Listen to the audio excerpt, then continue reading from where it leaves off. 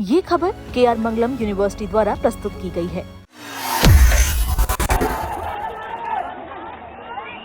और जिस तरह इस देश को बेवकूफ बनाया है पिछले 12 साल में, उसके बाद तो कोई आपसे चाय भी नहीं खरीदेगा।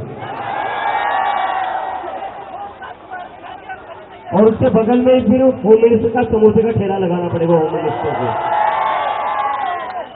और दिल्ली पुलिस से मेरी रिक्वेस्ट है, जिस दिल्ली पुलिस ने बच्चों को बेरहमी से पीटा, लड़कियों को बेरहमी से पीटा, लड़कियों के कपड़े फाड़कर उन्हें पीटा, पूरी दुनिया में आपकी चूचू हो रही है, पूरी दुनिया में आपकी बदनामी हो रही है। फिर आपको हो बदनामी के लायक, लेकिन आपके वजह से इस देश की भी बदनामी हो रही है। इस देश की कैसी पुलिस है, आपकी वजह से हमारे भारत देश का नाम बदनाम हो रहा है। तो सुधर जाइए, दिल्ली पुलिस वालों भी सुधर जाइए, अपने देश की बदनामी मत करिए। और हो क्या रहा है, ये बीजेपी वाले क्या कर रहे हैं, दिल्ली पुलिस क्या कर रही है, चारों तरफ पत्थरों से भरे ट्रक लाकर खड़ी कर रही है। बीजेपी वाले अपने गुंडे भिजवाकर वही पत्थर दिल्ली पुलिस वालों पर फिकवा रही है। तो बीजेपी वाले पुलिस को पीट रही है, पुलिस हमें पीट रही है। तो पुलिस वालों, आप लोग भी थोड़ा दिमाग लगाओ। हम लोग तो आपकी इज्जत करते, आपको तो पीट रहे हैं, भाजपा के गुंडे आपको पीट रहे हैं। जिन लोगों से आप ऑर्डर ले रहे हो, जिन लोगों के ऑर्डर पर अपने 12-12 साल की लड़कियों का सर फोड़ा, वही लोग आपको भी पिटवा रहे हैं। तो अभी भी वक्त है, आप भी हमारी साइड में आ जाइए, आप भी हमारी साइड में आ जाइए। क्योंकि आपकी जो पेमेंट आती है हर महीने, वो पीएम केयर फंड से नहीं आती है, वो अडानी के ऑफिस से नहीं आती है, वो हमारे टैक्स के पैसे से आती है। और आप किसी एक पार्टी की पुलिस नहीं हो, आप इस देश की पुलिस हो, आप किसी एक पार्टी की पुलिस नहीं हो।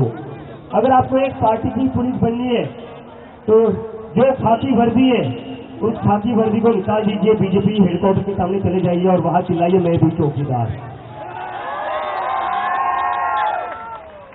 खाकी वर्दी को बदनाम मत करिए, उस वर्दी की कोई इज्जत है। आपकी करतूतों के कारण, आपकी ब्रूटैलिटी के कारण, भाई थोड़ी देर पहले बढ़ा देते यार, ध्यान नहीं है यार बोलने में। तो आपकी ब्रूटैलिटी के कारण उस वर्दी पर दाग लग रहा है। मतलब मुझे तो ये समझ में आता है, जिन दिल्ली के पुलिस वालों ने 12-12 साल की लड़कियों के सर फोड़े, वो घर जाकर अपने बच्चों को क्या कहते होंगे। घर जाकर उनके बच्चों को लगता होगा पापा आज ड्यूटी से आए, पापा ने चोरों को पकड़ा होगा, पापा ने क्रिमिनल्स को पकड़ा होगा, पापा ने गुंडों को पकड़ा होगा। लेकिन पापा क्या करके आए, पापा 12 साल की बच्ची का सर फोड़कर आए। पापा क्या करके आए, पापा क्या करके आए, पापा लड़कियों के कपड़े फाड़कर उनको पीट रहे थे। पुलिस वालों के बच्चों को लगता होगा कि पापा तो हमारे हीरो है, लेकिन पापा ने जो 20 जुलाई को काम किया ना, वो गुंडों वाला काम है, वो हीरो वाला काम नहीं है। वेरी सॉरी टू से दिस। नहीं, पापा बिके हुए नहीं है, पापा की मजबूरी है, पापा की मजबूरी है। जो ऊपर से ऑर्डर आता है वो कैरी करना पड़ता है। लेकिन भले ही आपके ऊपर से जो भी ऑर्डर आए, कहीं ना कहीं आपको भी तो आपकी अंतरात्मा की सुननी पड़ेगी। कैसे आपका मन मान जाता है, कैसे आपका मन राजी हो जाता है 12 साल की लड़की का सर फोड़ने के लिए, कैसे आप तैयार हो जाते हो लड़कियों के कपड़े फाड़ने के लिए, कैसे। कहीं ना कहीं तो आपको भी सोचना चाहिए ना, ये ऑर्डर सही है या नहीं है। अगर आप में ये सोचने की भी एबिलिटी नहीं है कि ये ऑर्डर सही है या नहीं है, तो फिर इतनी पढ़ाई का क्या फायदा, जो पढ़ाई करके आप पुलिस में भर्ती हुए हो। आईटी सेल में ही चले जाते, बीजेपी में ही चले जाते, क्योंकि बिना पढ़ाई तो वहीं पर प्रमोशन ज्यादा होते हैं।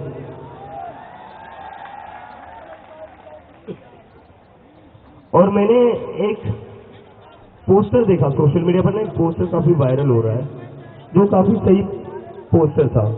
वो पोस्टर क्या था, वो पोस्टर था बीजेपी वालों के लिए कि स्टूडेंट्स से इसलिए पेड़ दिया, अगर रेपिस्ट होते तो एमएलए या एमपी बना देते।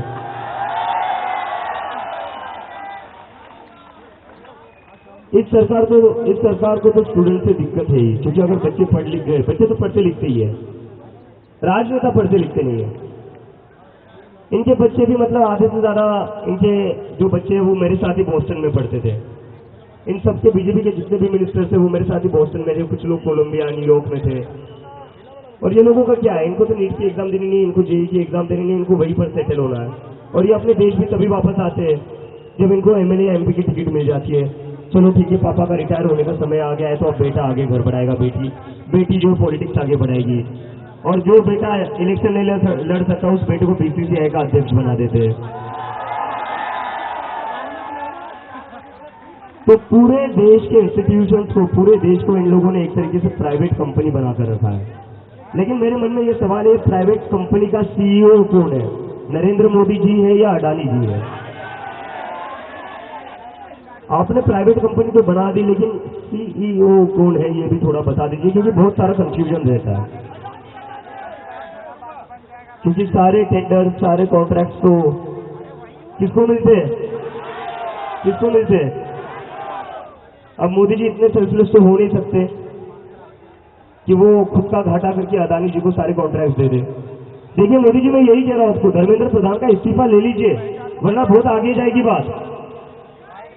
फिर बात धर्मेंद्र प्रधान तक नहीं रहेंगी, आपके सारे काले चिट्ठे निकाले जाएंगे।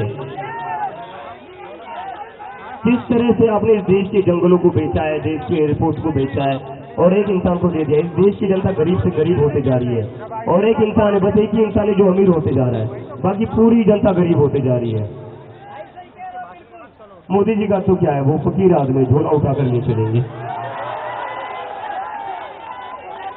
लेकिन मुझे लगता है उनका वो झोला भी जो है ना, वो 10 लाख का होगा, जिस पर मोदी मोदी मोदी मोदी लिखा हुआ होगा। डिजाइनर झोला होगा, वो डिजाइनर झोला होगा। तो मोदी जी, मेरी आपसे फिर से रिक्वेस्ट है, धर्मेंद्र प्रधान का इस्तीफा ले लीजिए, वरना बात सिर्फ धर्मेंद्र प्रधान के इस्तीफे की नहीं रहेगी, बात आपके इस्तीफे पर भी आ जाएगी। और वो आएगी, जैसी आपकी हरकतें आएगी, वो इतना तो मैं आप लोगों को कहता तो आएगी बात। गलती से देगा तो नहीं तो ये स्टूडेंट की सुन लीजिए, एक इनकॉम्पिटेंट, एक फेल्ड मिनिस्टर इस देश के करोड़ों स्टूडेंट से ज्यादा इंपॉर्टेंट नहीं हो सकता। और अगर एक फेल्ड और इनकॉम्पिटेंट मिनिस्टर इन करोड़ों स्टूडेंट से ज्यादा इंपॉर्टेंट है, तो याद रखना, चुनाव में आपको इनमें से कोई भी वोट नहीं करेगा। और ये बात बस स्टूडेंट की नहीं है, एक स्टूडेंट पर लाठी चलाओगे ना तो समझ लो उसके घर के 4 वोट कम होंगे। मोदी जी को बाकी चीजें समझ में आती है, उनको बस वोट की भाषा समझने में आती है, बस वोट की भाषा समझ में आती है। तो मैं सिंप्लीफाई करके बता देता हूं, अगर एक स्टूडेंट पर लाठी चलेगी तो उसके घर पर ना उसके माँ बाप आपको वोट देंगे, ना उसके भाई बहन उसको वोट देंगे। तो एक स्टूडेंट पर लाठी चलेगी तो 4 वोट कम होंगे। और वैसे भी आपको वोट मिलकर कितने वोटों से आप प्रधानमंत्री बनते हो? 35-40% वोट परसेंट से, वोट शेयर से आप प्रधानमंत्री बने हो। 60% देश की जनता तो वैसे भी आपके खिलाफ है। उस 40% में से भी अगर 20% कम हो गए तो रेलवे स्टेशन पर चाय की टपरी खोलनी पड़ेगी। तो ठीक है दोस्तों, कोई बैठकर थका तो नहीं है? देखिए कितने लोग आज आप पहली बार आए, अरे बाप रे, और कितने लोगों का ये जिंदगी में पहला प्रोटेस्ट है।